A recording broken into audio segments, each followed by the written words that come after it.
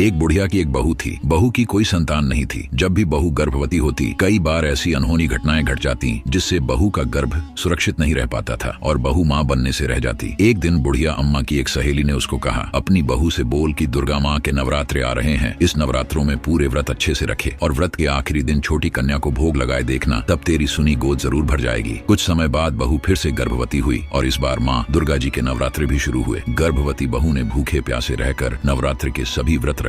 नवरात्रि का आखिरी दिन जब छोटी छोटी कन्या को भोग लगाना था तो आस पड़ोस के लोगों ने अपने बच्चों को उस गर्भवती बहू के घर भेजने से मना कर दिया। लोगों को था कि बुढ़िया की गर्भवती बहू बांझ है, कहीं उससे उनके बच्चों पर कोई मुसीबत न आ जाए। बूढ़ी अम्मा की गर्भवती बहू माँ दुर्गा के आगे हाथ जोड़कर रोने लगी। तभी एक छोटी कन्या ने गर्भवती बहू को आवाज लगाई, माई ओ माई। जैसे ही गर्भवती बहू घर के अंदर गई, वो देखकर हैरान हो गई कि अंदर तो एक छोटी कन्या बैठी हुई है। बुढ़िया और उसकी गर्भवती बहू ने जैसे ही कन्या को प्रसाद दिया, तभी कन्या ने माँ दुर्गा का दिव्य रूप धारण कर लिया। माँ दुर्गा ने कहा, मैं तुम्हारी भक्ति से अत्यंत प्रसन्न हूँ। तुम्हारी श्रद्धा और समर्पण के कारण अब तुम्हें वही संतान प्राप्त होगी जो तुम चाहते हो। कहानी का निष्कर्ष, सच्ची भक्ति और विश्वास से भगवान अपने भक्तों की इच्छाओं को पूरा करते हैं। बोलो जय माता दी।